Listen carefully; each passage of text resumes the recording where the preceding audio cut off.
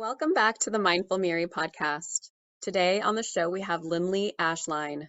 She creates photographs that celebrate the unique beauty of bodies that fall outside the conventional beauty standards.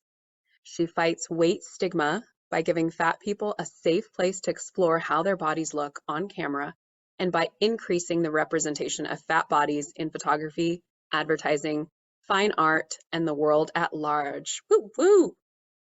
Lindley is also the creator of Body Liberation Stock, a body positive stock image warehouse for commercial use, and the Body Love Shop, a curated resource for body friendly products and artwork.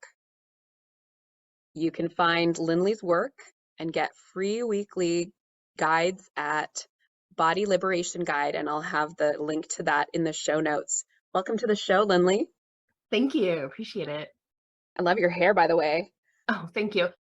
It has been going through this process of going from hot pink to gradually faded out, and it's now this very pale pink, and with a little bit of, it was purple at the top, and so now it's sort of blue and pale pink. And it's been a lot of fun to watch it change a little bit every day. Oh, that's fun. It's like the unicorn coloring. Yeah.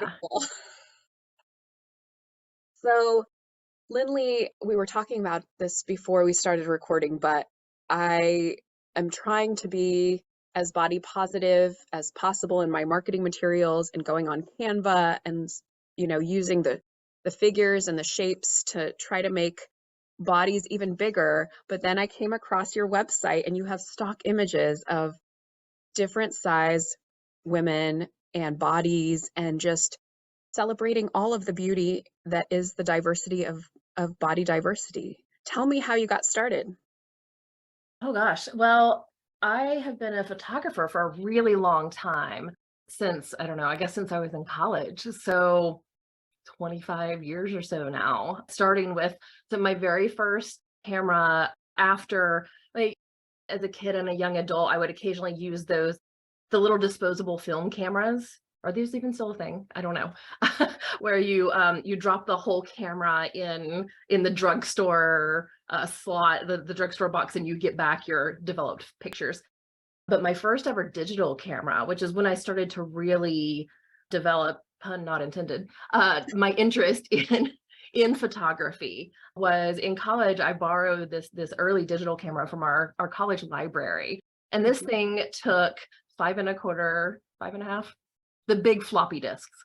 Oh, yes. Mhm. And so you would put the whole floppy disk in the camera. It was enormous. Wow. And each floppy disk would hold, like, I don't know, 15 photos if you were lucky. And so that was kind of where I really started falling in love with it, because as someone who grew up fairly poor, I just didn't have access to photography even as a hobby until then. So from there, I was able to really start experimenting and starting to learn. And so I'm more or less self-taught. I just loved doing it so much that my skill gradually grew as I just spent hours and hours and hours doing photography. So I had always done nature photography because that is full of joy for me up until about 2015, when I decided to make photography my business. I left the corporate world to do that. And at the time, I sat down and I was very deliberate about this, because I knew that I was giving up a pretty good tech salary to, I was a technical writer and marketer, and I knew that I was giving up this salary to go into my own business, and I needed to be very careful and deliberate about that. And so so I sat down and said, okay, how am I going to make money doing photography? Who do I want to serve? Who is my target market? How am I going to set this up? What's my business plan? All the things that you do when you create a business. And at the time, I had been involved in the fat activism community. And now you hear a lot about body positivity, and body positivity is kind of an offshoot of fat activism. And so when I got involved, body positivity didn't exist yet. But I had been in that community for a long time, and I knew how underserved fat people. As a side note, when I say the word fat, I'm using it as a neutral descriptor. I'm not, it's not an insult. I'm using it as a term that I might say I am average height or my hair is pink. It's just a neutral term. And I knew that fat people are just massively underserved in the photography market. So I decided I was going to start doing portrait and boudoir photography for fat folks. And then a year later, I discovered that no one, literally no one on the planet was doing stock photography or stock imagery of the fattest bodies.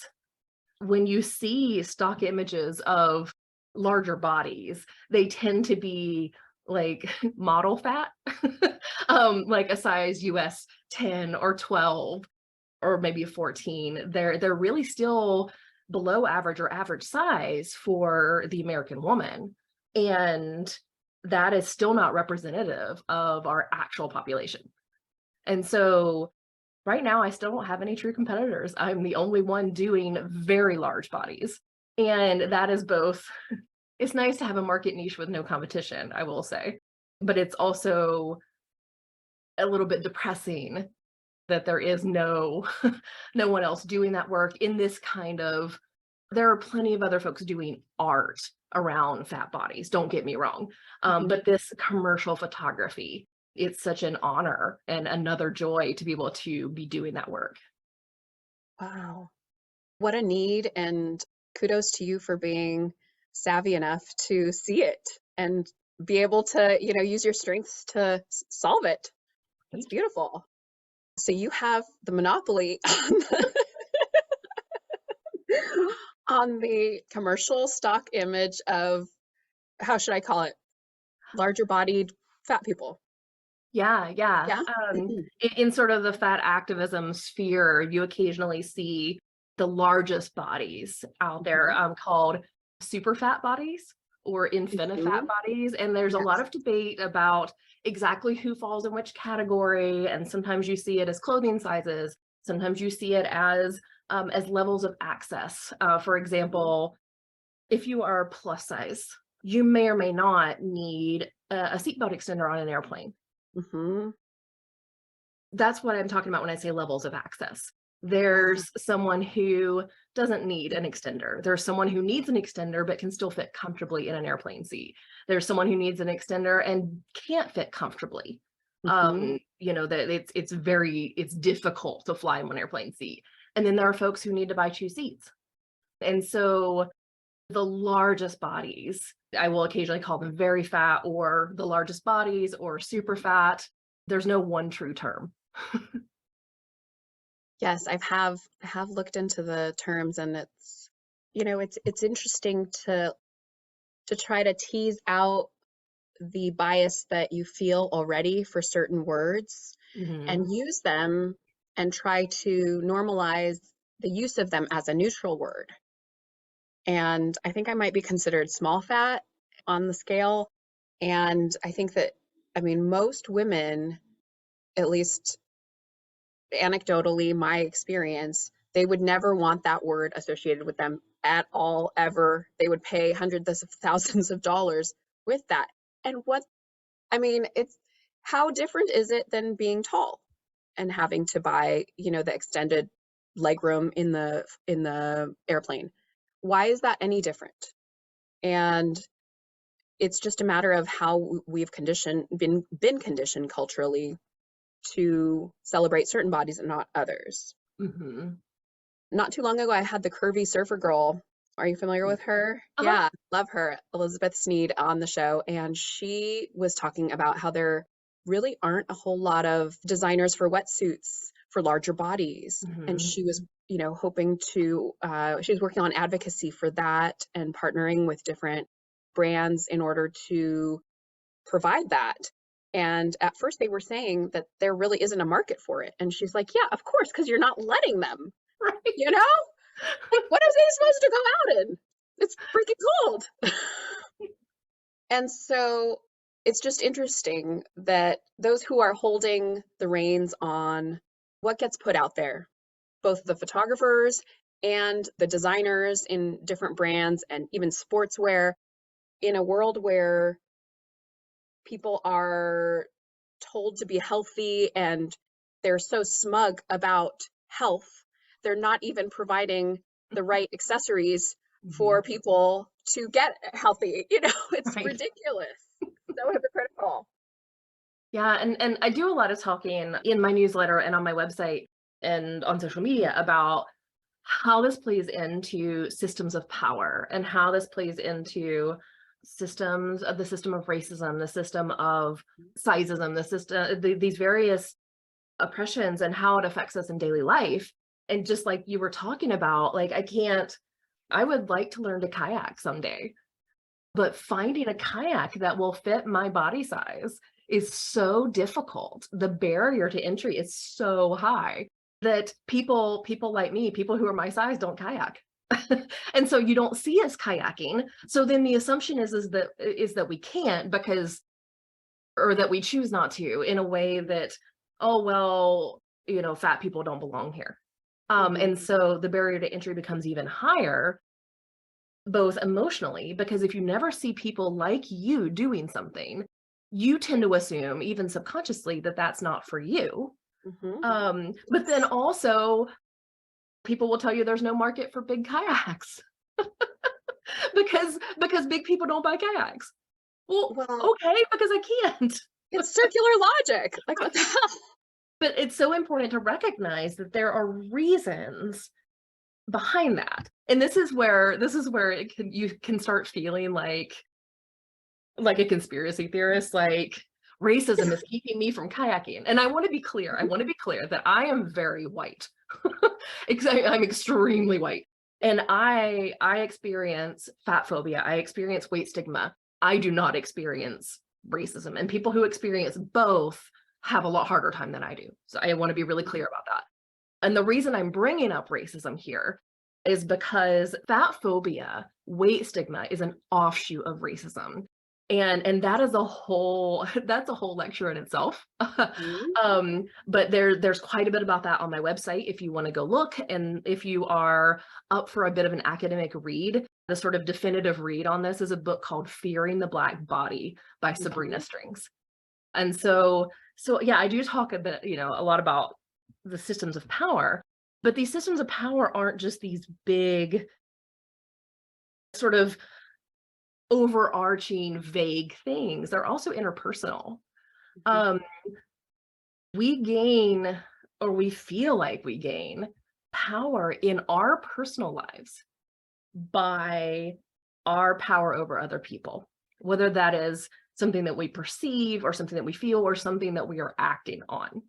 For example, I'm going to pick on the healthcare profession right now because with fat bodies, our access to healthcare and whether we are perceived as being healthy, et cetera, that's a whole other lecture. But Mhm. but if I walk in to pick a story from my own life, I walked into a doctor's office on my college campus, and I had the flu. And I was miserably ill, and I had lost my voice entirely. Mm. And that doctor, while being a very nice person, like he was nice about it. Nice is not the same as kind or good, but he was nice. And I'm sitting there on his exam table and he's lecturing me about my weight. And I have literally lost my voice. And so he is making all these, I've never met this man before in my life. He's Right. making all these assumptions about what I eat, how much I exercise. I lived in the mountains. This college campus is it's very hilly. I was doing a lot of walking, let me tell you. But he's making all these assumptions about my diet and my exercise level, and I literally cannot respond because I have lost my voice. And also I was there because I had the flu. Yeah. And so in that moment, he had, of course, as a healthcare provider, he already had the social power over a patient. But beyond that, Mhm. he was making choices to exercise that power. And at a certain level, not being in his head, but at a certain level, that probably felt pretty good. And so there are all these different levels of power. There are all these different levels of how those systems play out. And particularly to come back to what we were talking about with access to clothing and sports equipment and things, it's very easy to assume that the reason that that lack of access, that lack of market, the lack of the lack of stuff to buy for Mhm. whatever you need Mhm. exists or the reason that we don't have access to those things is just it was an oversight. It was, oh well, they didn't realize there was that market. They know. And again, this is where it starts sounding conspiracy theorist. But apparel company CEOs go on the record every few years. One of them will go on the record and say, we don't want fat people in our stores. There are reasons for this. People make deliberate choices. When airlines work with, say, Boeing to design an airplane, there are reasons that the seats are so small. Like, that didn't happen. Like, it didn't grow on a tree. Humans made those decisions and chose to put profit over fat people. And so where I'm going with this, I think, is that understanding the systems of power behind Mhm. everything. I know here on the podcast, you talk a lot about women, and there are lots of systems of power around being a woman too. Whether you're a cis woman or a trans woman, lots of Mhm. systems of power around that. Yes. And the more we understand that, the more we can externalize blame, the more we can externalize what happens to us and understand that it's not our fault, Mhm. that we are caught in these systems. Mhm. I completely agree. Once you start reading some of the things, you do kind of feel like a conspiracy theorist, and you're like, wait a minute, hold on, hold on, hold on. This cannot be true. Like, it cannot be true that this whole like patriarchal system, what like in their book Burnout by Emily Nagoski and Amelia Nagoski, they talk Mhm. about the bikini industrial complex, right? Yes. And I call it, and for me I call it the skinny matrix, just because I don't want to use their word, and it's wool pulled over your eyes, Mhm. in an effort to control, and that's exactly what it is. But it's crazy to think that somebody thought all of this up, and it really does stem, like you said, from the Fearing the Black Body book, or she describes it in that book, but it does stem from systemic racism Mhm. and from overt racism back then. But that was a way for the white women to be distinguished from the black women, and also to oppress both. Right. It's just crazy to me to think that like some white guys in, a room got together. Like, you're like, wait a minute, this cannot be true. Got that together, and they're like, ooh, how are we going to control these women? But it's, and it may not have been so formal like that, but I think it's a slippery slope to where kind of like, I don't want to knock religion in general, but I will. Um, I'm a somewhat practicing Jew, so I'm in that category too. But a lot of religion is to control and to make sure that people fall in line and conform, and that has benefited our species in terms of survival. But is it always the right thing? It's we have a beautiful thing in this country where we can choose to make a change, and we can speak out and hopefully not be censored unless you're on certain social medias. Um, Yeah, and we have the ability to, as you become aware, or at least speaking personally, the more I become aware of not only my privileges as a cisgender white woman who Mhm. has a certain level, I have a safety net in my business. I'm not the sole income earner for my household. I have a number of privileges along with, some lack of privileges in that I'm also a very fat woman who is autistic and comes from a rural poor background, and I have some chronic illnesses. The point is that the more that I become aware of these systems, and the Mhm. more I become aware of the way that people's individual choices Mhm. affect these systems. Mhm. And don't get me wrong, I, as a single human being, cannot end racism. As a single human being, I cannot end weight stigma. I spend the majority of my time doing essentially activism work, but I'm still one human. And it's not my Mhm. job to change systems as a whole. My job is to do what I can where I can, and Mhm. which is something that every one of us can do. And the more that I learn about systems and the things that are unfair and the things that need to change, it can feel a little crushing because there's so much that needs to change. But it also gives me the ability to choose my actions. And so just to pick weight stigma and racism as a thing that needs to change. I can, as a photographer, I can choose to prioritize Black and other people of color when I'm doing a model call.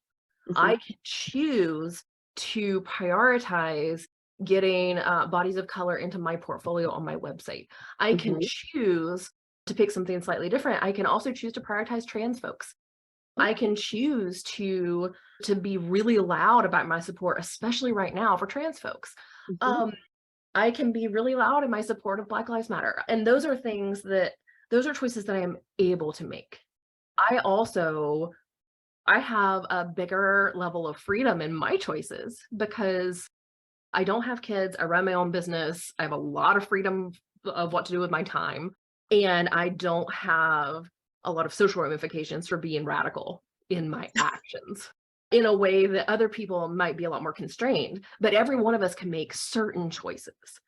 And even if the choice that we're making is not to weight shame a coworker or not to go into the break room and say, "Oh, donuts, I couldn't possibly," or not to teach kids about how their bodies are bad or not to shame your own body in front of a kid. Hmm. Every single one of those little actions, I talk a lot about like everyday activism because like I'm not designing airplane seats. You probably aren't either, dear listener of this episode. Hmm. But what can you do if you're involved with your workplace's wellness program? Say something when biggest loser challenges come up. Shoot down that idea.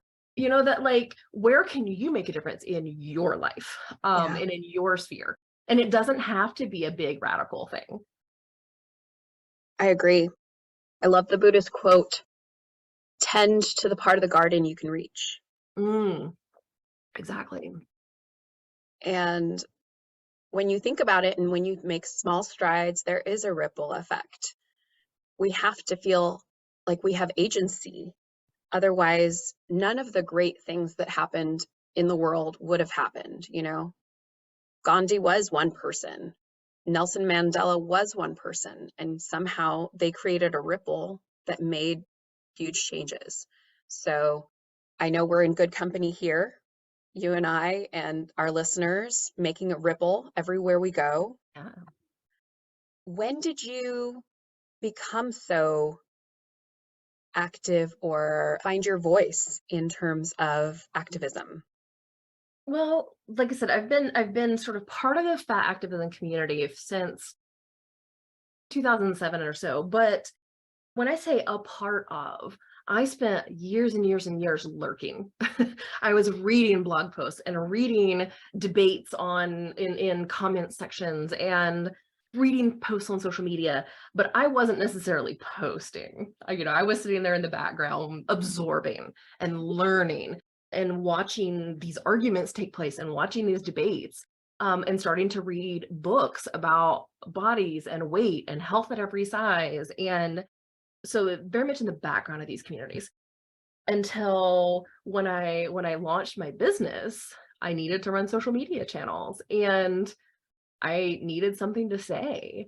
And I spent a lot of time debating when I first started my business how much activism was going to be a component of my business.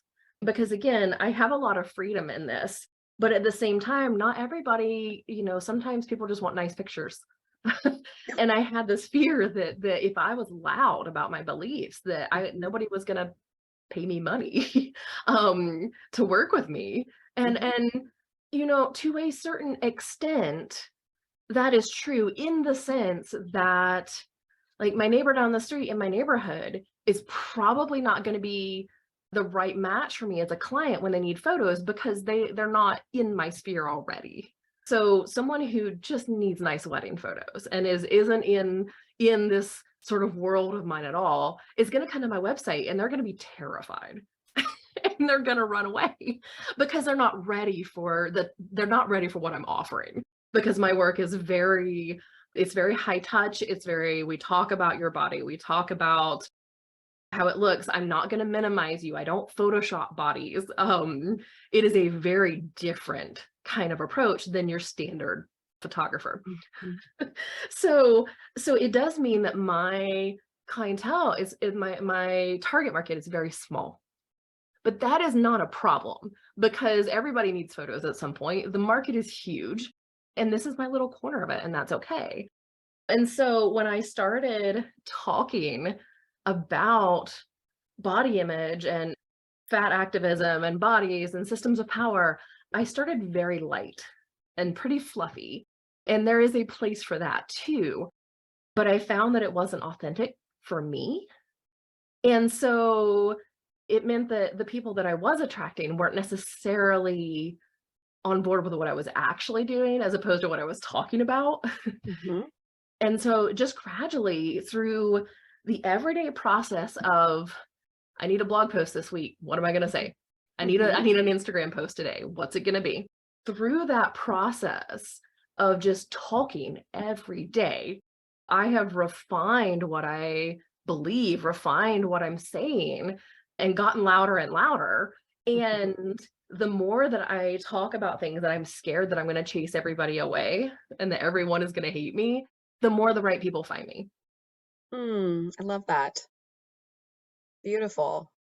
It's kismet when you put yourself out there with authenticity and vulnerability, and then you get exactly the right people coming to Mhm. knock on your door. That's beautiful. Yeah. And, growing up, did you receive encouragement from activism or anything like that from parents, or what kind of messages did you get growing up? Oh, the complete opposite. I grew up in rural North Carolina in a very patriarchal and small c conservative traditional family that was very invested in my parents weren't particularly religious by the standards of that place and time, but they were very culturally, I don't know, culturally religious doesn't make a lot of sense, It but does. very in line with the cultural mores of the time in the same way that the religion of the area was. Okay. So buying into the commercialism, maybe? Very Or conservative more? values, Yeah. very if you take evangelical Southern Baptist beliefs and apply them to culture at large, Mhm. that's where you are. Okay. Even if you're not necessarily going to church every Sunday. Right. Right. It's in the air. It's in the Yeah, water. exactly, exactly. Got it. And Mhm. so, it's both my immediate family and again, the time and place that I grew up in. Very extremely conservative, very rigid gender roles, a very shame-based culture, and a very tightly controlled culture. You wore a bra and makeup if you were, two genders only, very rigid. And if you were in the woman gender, you wore a bra and makeup to leave the house starting at puberty, period. You did these things that were very in line with gender roles, and that was it. It just wasn't an option, at least the way I perceived it growing up, to do anything else. And so what was the expectation for you as an adolescent, as a young woman and into adulthood? What was their prediction or expectation? From a body standpoint, from a life role standpoint, Anything you want to share? hmm, Yeah. I think the expectation for me and for most of the people around me, certainly me and my siblings, was that you would grow up and fall into the same sort of life roles as your parents. If you were a girl, you were going to start performing femininity in the same way that your mother and your grandmother did. Mhm. And the same for boys.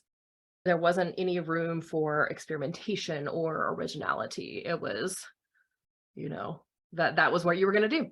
I'm a first generation college student, and Mhm. so my parents were willing to have me go to college, but they weren't all that thrilled about it. Mhm. In part because I think academia was very intimidating to them as blue collar folks who didn't have any Mhm. experience of it at all.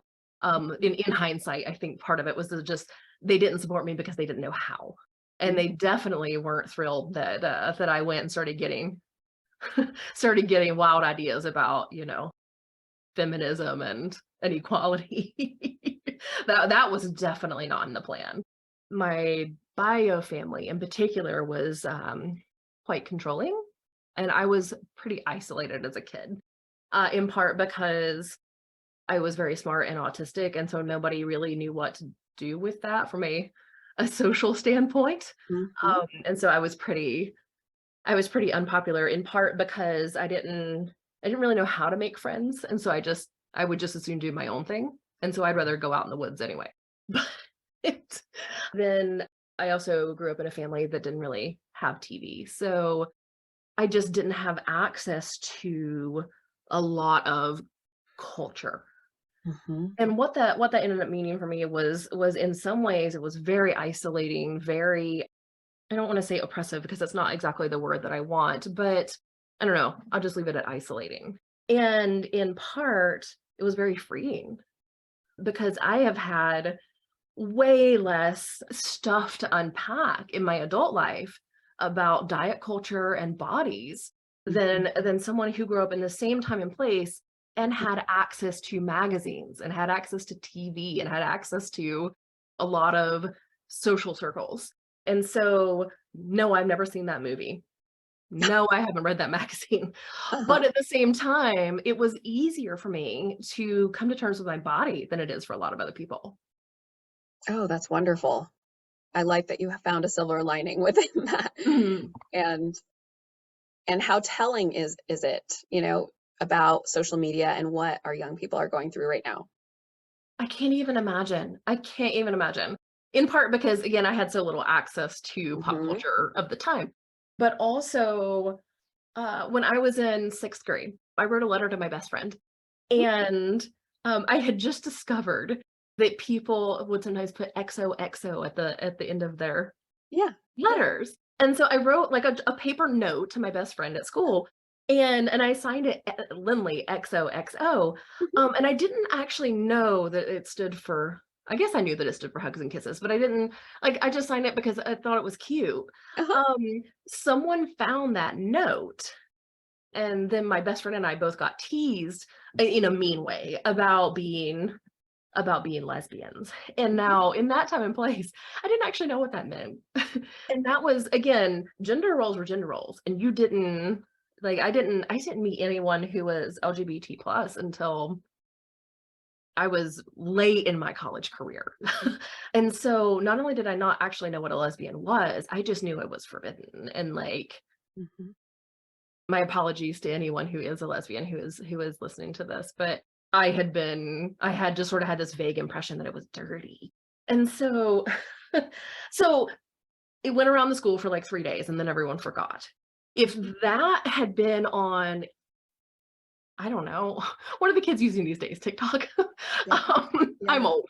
If that had gone around TikTok Mhm. or Yeah. Instagram and it was Mhm. on the internet permanently, just these tiny humiliations of growing up, especially when you are a child who was bullied. I can't imagine what that's like to have that splashed across the internet, or my terrible teenage poetry, or whatever. Like, at least it's gone. Yeah. Yeah. But how beautiful it is for young people to be able to document their journey maybe now, That's you true, know? and to find support, to find communities of That support. yes, that has been huge amongst my population here and in the schools. And it's both ways, but the opportunities in social media, I think, are enormous in the positive realm for Mhm. support and connection and activism and, you Yeah. know, things like that. But, you put it out there. I try to tell my kids, you put it out there, it's permanent, it's there forever. You're in 30 years, your boss that's trying to hire you, the hiring committee is going to look your file up, download it from Facebook, and find that, you had, I don't know, you pretended to smoke a cigarette or something. I mean, like Mhm. it is permanent out there. And we don't have control of that, like once we release it. Mhm. So what do you think? looking back, if you were to perspective take with, and I apologize if that's difficult, but if you were to perspective take with your parents and the expectations that they put on you, usually it comes from a place of fear. What do you think they were fearful of for you or for your siblings? Yeah, I do think that so much of that style or that tradition of interacting with families, interacting with your children is fear-based. And again, I do still think it comes back to interpersonal systems of power too. But these things, I mean, it's complicated. These things are intertwined, they're all tangled up. So as I run my own business, my mother and I have still, I'm 42. I had to think about it. So I'm over 40, and my mother and I still have some of the same relationship dynamics that we had when I was 12, as I think everyone does with their parents. Mhm. And it's actually easier for me to pull a current example of that fear that parents have for their children, because every time I talk to my mother about my business, she pushes me to go back to a corporate career. And it's not that she doesn't want me to be happy running a business, but she's afraid. She is afraid that if something, I don't know, some nebulous thing happens, Mhm. that I will be left without financial support. Mhm. And so I think it's, in that particular example, it's a balance of I recognize that fear, but also I'm 42. I'll be okay. Right. But my sister had her son when she was pretty young. And my mother was a huge pain in the butt about it when my sister was pregnant. Not because she didn't love my sister or want her to have a safe pregnancy and want her to have a healthy baby and have joy as a parent, but because she was terrified that my sister was so young. And it turns out that my sister is a phenomenal parent. But that fear just permeates. And I think the more afraid you are as a parent, I say this as not a parent myself, but I think the more afraid you are, the easier it can feel to clamp down. Mhm. Go back to the comfort, the familiar, Mhm, the what was modeled for you. mhm. Yeah, and particularly with, again, the style of parenting with which I was raised, Mhm. safe is a higher priority than happy. Yes. And so my family, we've been essentially dirt farming in Watauga County, North Carolina since the late 1700s. And when you come from hundreds of years of dirt poverty, safety just becomes this intergenerational priority. And I'm sure this is true for many people who haven't had that family history either. Mhm. But when safe is your highest priority, there's not always a lot of room for happy for you or for your kids. Mhm. If you were to go back and give some words of encouragement to your younger self, what would you say? Oh, this is such an interesting question because I've been doing a lot of lifespan therapy in the last couple of years, which Mhm. involves you talking to your younger self. Mhm. And this is something that I went in really skeptical about. I was very skeptical. In my first session, I sat down with the therapist and said, okay, tell me exactly how this works and what the scientific basis is. And is this going to be humiliating? Uh-huh. And what am I supposed to do with my younger self? It sounds really woo. Um, Mhm. it's actually been really helpful. Um, Yay. but in this process, you pick a memory with the therapist, and this is the shortened version, but you sort of go back in time, and you sit with your younger self in that memory, and you Mhm. support them as part of this process.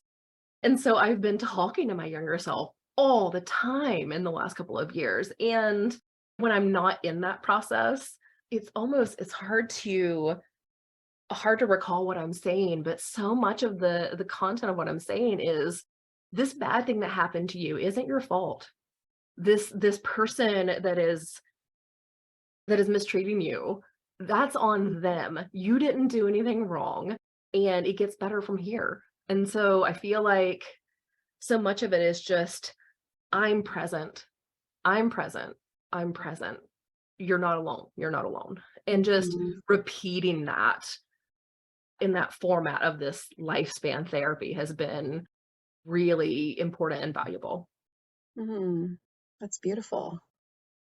That reminds me a lot of parts work too. It's called internal family systems. It's a similar modality where you go back and you protect. Usually, it's a the author, Dr. Schwartz. He has all these different archetypes for the sort of inner child that was harmed, and and so most of the time is some kind of protection.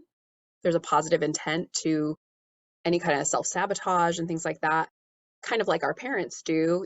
Our inner child, our there are parts of us who are protecting through familiar habits and keeping within the norms and things like that in order to protect you from something else. So it sounds very similar.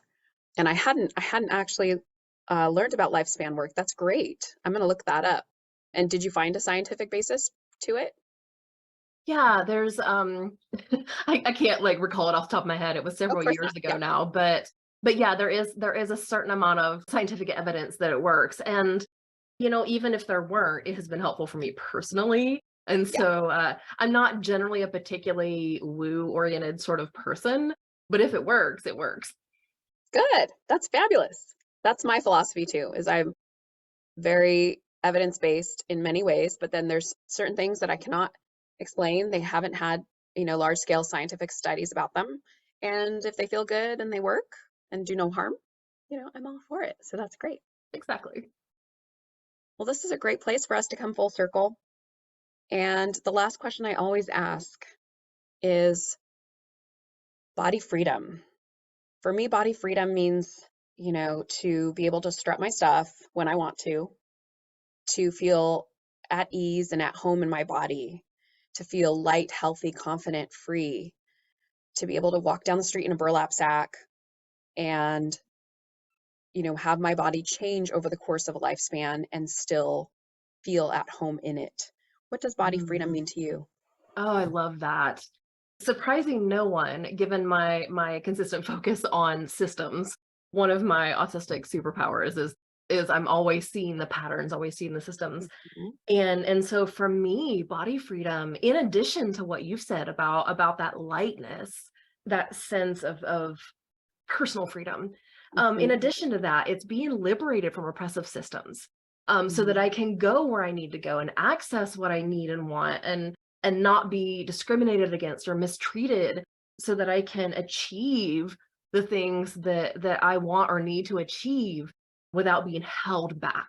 And so for mhm, me, that freedom is the lack of being pulled backward or held back, either interpersonally or by some system or the mhm. manifestation of that system. And so I think mine sort of interlocks with yours in a way that's really interesting.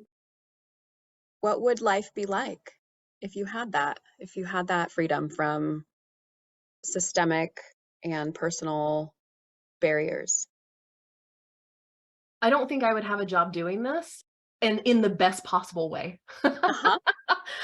Because there wouldn't be a need for my activism work. There wouldn't be a need for me to go out and yell on the internet every day about about body liberation. There wouldn't be a need for the photographic work I'm doing because everybody would be doing it. It would be so common, which is good. The day that I go out of business because there's no need, that's a day for celebration. But on a personal level, a lot of it for me right now, in my 40s, it's about getting the healthcare that I need so that I have the physical body freedom to move and to move freely and without pain. So I'm sorting out a couple of medical things right now. And to be able to dress, to put on clothing that is consistent and coherent with my personal style, Mhm. or the style that I would like to pursue. And just being able to have fun and have hobbies and have a social life that isn't constrained by a world that wants us to shrink. Hmm.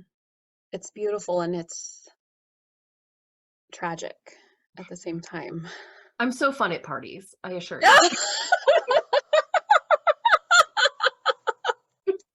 Oh man, you just made my day. So, yeah, super fun. Well, Lindley, thank you so much for being on the show. I feel like there's a Pandora's box of more to talk about in every little nugget that we covered today, but maybe we could do a part 2 or 3. Oh, I'd be delighted. Oh, wonderful. Lindley, where can we find out more about you and your business? You can find all of my work at bodyliberationphotos.com. My weekly newsletter, the Body Liberation Guide, is at bit.ly. That's bit.ly/body liberation guide. And all my social media links are on my website, but you can also pretty much find me by searching for me by name on any given site. Beautiful. We're going to have all those links on the show notes. And thank you again for your time, your candor, your passion, and for what you're putting out into the world. I know that it's empowering so many, especially women, but so many different bodies out there. Oh, thank you. Thank you for having me. Absolutely.